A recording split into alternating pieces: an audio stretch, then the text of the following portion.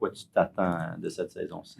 Je suis vraiment excité parce que on a fait, dès que je suis arrivé, c'est sûr qu'il fallait comme apprendre les joueurs, apprendre à connaître les joueurs, l'équipe, aussi l'organisation, puis identifier les besoins qu'on avait besoin d'ajouter ou changer. Je disais souvent à Jeff, je croyais que c'était un business d'hockey que tu m'avais embauché pour, pas pour être COO. Cette année, je sens que on a fait des changements qu'on croyait avait besoin et ajouter qu'est-ce qu'on avait cru qu'on a besoin.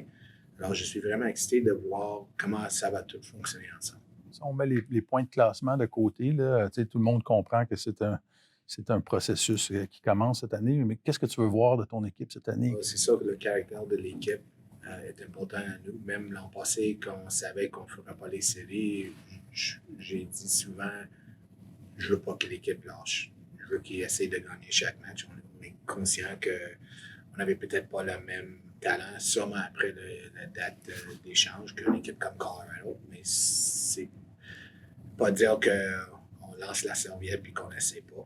Puis on a vu une certaine caractère de la groupe qu'on apprécie. On veut voir la rendition de 2022-2023. Est-ce qu'on peut prendre une autre étape dans ce contexte? Mais aussi, j'aimerais qu'on voit une amélioration des joueurs d'octobre à novembre, mais aussi de l'équipe. Vous êtes à l'aise de commencer la saison comme ça ou on peut s'attendre à ce qu'il y ait quelque chose qui se passe, que ce soit à l'attaque ou peut-être en défense pour aller chercher un peu d'expérience à droite ou vous en êtes où présentement? On regarde des possibilités, mais on va être prudent dans ce qu'on fait. Alors, si on ne voit pas un moyen de faire un échange qui nous avance comme équipe, c'est fortement possible qu'on commence avec les joueurs d'avant qu'on a, puis on commence avec 6 défenseurs. Est-ce que dans la même foulée de la gestion du plafond, là, est-ce qu'il va y avoir un moment où vous allez prendre une décision définitive par rapport à Carey? Tu avais quand même ouvert la porte à si jamais Price se faisait réopérer un jour, peut-être qu'on ne sait jamais. Est-ce qu'il y a un moment où vous allez dire, bon là, il faut qu'une décision soit prise, oui ou non, est-ce que tu veux réessayer ou pas nécessairement? Non, mais c'est vraiment pas... C'est hors de notre contrôle, de toute façon, parce que Carey peut faire ce qu'il veut. Au niveau de s'il décide qu'il veut retourner au jeu, on ne peut pas lui dire non. Puis on ne le fera pas non plus. Je pense que Carey, la carrière, puis tout ce qu'il a donné aux Canadiens de Montréal, il mérite ce traitement. Alors, ça va être d'une année à l'autre avec lui, jusqu'au temps que lui décide ou les docteurs décident que sa carrière est terminée. Est-ce que ça peut être gérable de l'avoir, lui, dans cette position-là pendant 4 ans? Ça se fait. Le Canadien, dans les 10-12 dernières années, était l'équipe qui a embauché le plus de petits joueurs, qui a aligné le plus de gars de 5 pieds 10 et moins. Est-ce qu'il va y avoir un changement de philosophie là-dessus? Je comprends que Juraj, c'est probablement une coïncidence qui mesure 6 pieds 4 et pèse 230 livres, mais est-ce qu'il y a un changement de philosophie qui arrive dans l'organisation avec vous en disant c'est sûr que si un petit joueur est talentueux, il va faire notre équipe, mais de façon générale, on n'aura pas l'équipe la plus petite de la Ligue? Je ne m'attends pas à avoir l'équipe la plus petite dans la Ligue. Mais je reviens toujours, c'est qu'on veut des bons joueurs de hockey.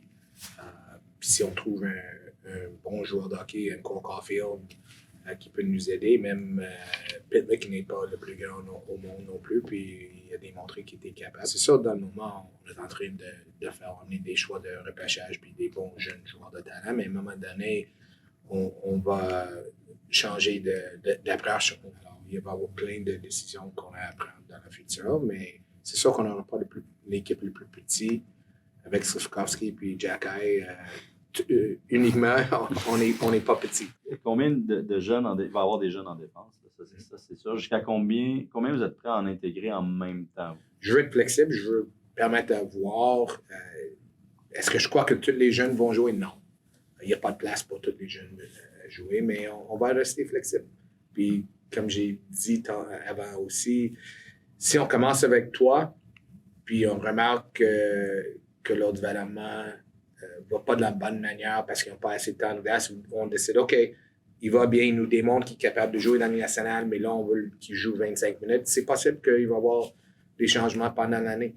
Puis ça doit apporter un défi quand même. Si un gars de 20 ans, 21 ans, se fait beaucoup de Laval-Montréal, il y a un défi de communication, il faut qu'il travaille bien avec Jeff Full. Comment tu vois toute cette...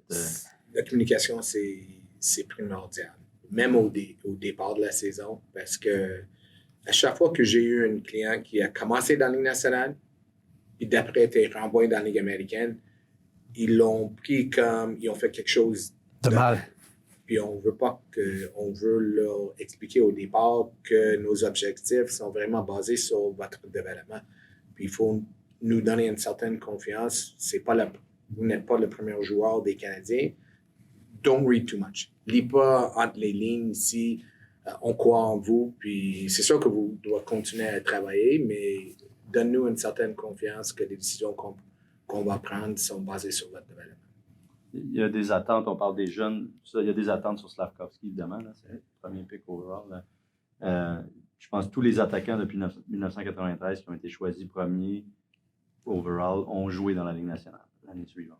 Est-ce que c'est, à quelque part, aussi vos attentes? Encore flexible. Qu'est-ce qui a été fait dans le passé, c'est pas déterminera pas qu'est-ce qu'on va faire. C'est sûr, souvent, dans le passé, des joueurs repêchés à 18 ans, des joueurs d'attaque sont des joueurs juniors, puis ne sont pas permis de même d'aller dans la Ligue américaine. Alors, c'est bien, ils jouent dans le junior ou ils jouent dans la Ligue nationale. Dans le cas de Uri, il peut jouer à Laval. Il peut jouer les deux. S'il démontre qu'il est prêt à jouer dans la Ligue nationale, on ne va pas l'empêcher parce qu'on a trouvé le joueur devant non plus. Il y a beaucoup de potentiel. Il y a des qualités, c'est sûr, avec son physique puis son patin. Il y a quand même un bon sens d'hockey aussi.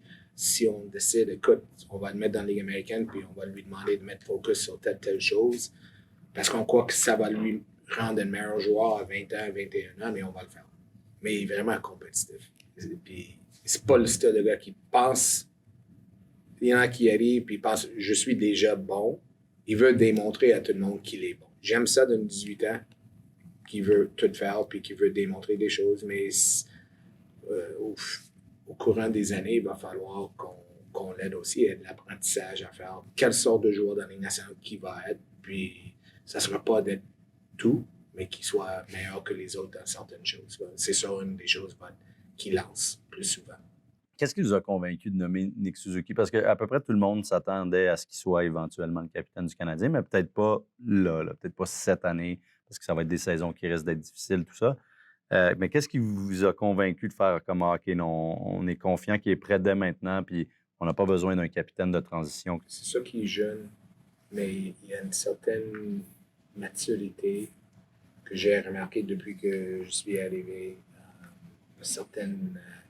Il est tellement calme comme personne, mais il a une confiance. C'est un leader, il est prêt à le faire. C'est ça qu'on voulait aussi que Nick sentait à l'aise pour le faire.